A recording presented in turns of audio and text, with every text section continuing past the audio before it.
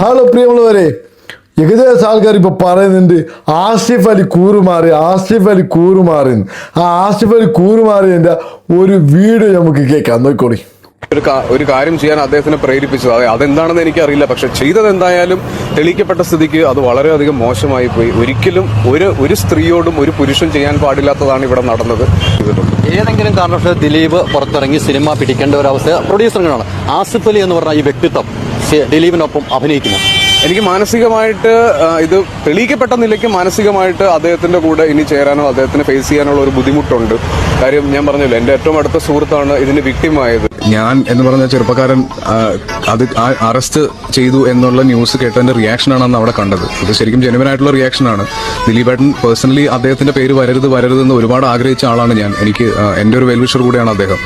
ഞാനത് എൻ്റെ അടുത്ത് ചോദിച്ചതിന് വളരെ കൃത്യമായിട്ടുള്ളൊരു മറുപടിയാണ് പറഞ്ഞത്. ഇന്നും ആ കേസ് തെളിയിക്കുന്നത് വരെ ദിലീപേട്ടന്റെ കൂടെ അദ്ദേഹത്തിന് വേണ്ടിയിട്ട് അദ്ദേഹത്തിനെ സപ്പോർട്ട് ചെയ്യാൻ ആഗ്രഹിക്കുന്ന ആളുകളുടെ കൂടെ തന്നെയാണ് ഞാനും ഉള്ളത്. എൻ്റെ സുഹൃത്തുക്കൾ എല്ലാവരും വീഡിയോ കണ്ടല്ലോ. ഇതൊരിക്കലും കൂറുമാറിയതല്ല കേട്ടാ, തെറ്റിദ്ധരിക്കരുത്. ഒരിക്കലും കൂറുമാറിയതല്ല. പിന്നെ എന്താണെന്നല്ലേ നിങ്ങൾ ആലോചിക്കുന്നത്? ഭയം, മരണഭയം, മരണത്തിലുള്ളതുള്ള ഭയം, അതാണ് സംഭവം. പിന്നെ പറയുമ്പോഴത്തേക്ക് ഈ ദിലീപിനെ എതിർത്തിട്ട് ഒരിക്കലും ഈ സിനിമാ മേഖലയിൽ ആസിഫ് അലിക്ക് മുന്നോട്ട് പോകും പറ്റൂല എന്നുള്ളൊരു വിശ്വാസം ഉണ്ടാവും.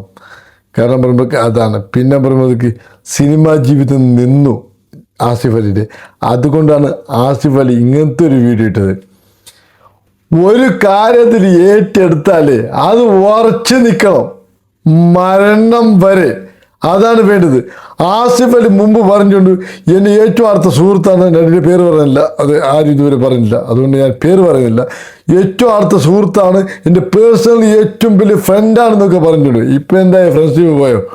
ഫ്രണ്ട്ഷിപ്പിലുള്ള വില ഇത്രയേ ഉള്ളൂ.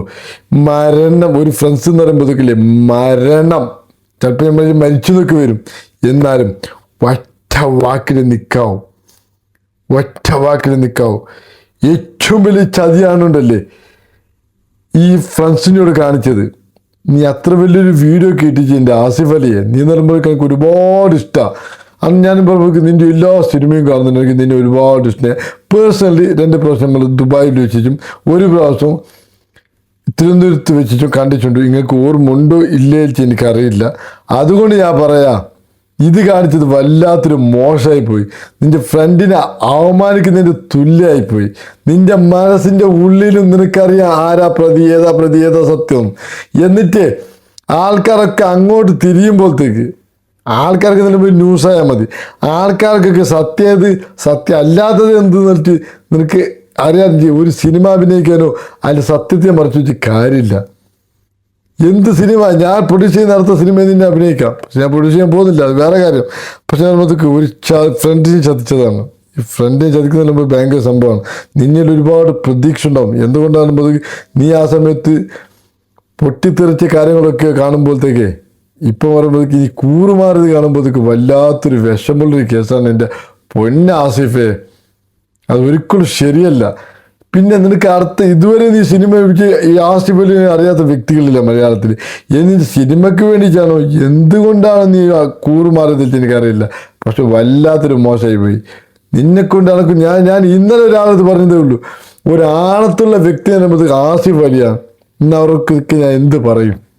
എന്ത് പറയും? അത് വല്ലാത്തൊരു മോശമായി പോയേട്ടാ. ഈ ചെയ്ത്ത് നീ നിൻ്റെ ഫ്രണ്ടിൻ്റെ അടുത്ത് കാണിക്കണ്ടായിരുന്നു. അത് വല്ലാത്ത. പിന്നെ എന്ത് പറയാനാ, ഇപ്പോൾ ഒരുപാട് ട്രോൾ വരുന്നുണ്ട് നിൻ്റെത്. ഇപ്പോൾ എന്ന് പറയുമ്പോഴത്തേക്ക് സീക്രട്ട് ഏജൻസി നിന്നെ പറ്റി കുറച്ച് പൊക്കി പറഞ്ഞു. എന്താ പറയുമ്പോഴത്തേക്ക് അത് അങ്ങനെയല്ല പറഞ്ഞത്, ഇങ്ങനെയാണ് പറഞ്ഞതെന്ന്. പക്ഷെ എന്ന് പറയുമ്പോഴത്തേക്ക് നീ കാണിച്ചത് എനിക്കൊരിക്കലും അംഗീകരിക്കാൻ പറ്റുന്നില്ല. എന്നാൽ ഓക്കെ, ഇത് ശരി, എല്ലാം നല്ലതിനാട്ടെ. നന്ദി, നമസ്കാരം.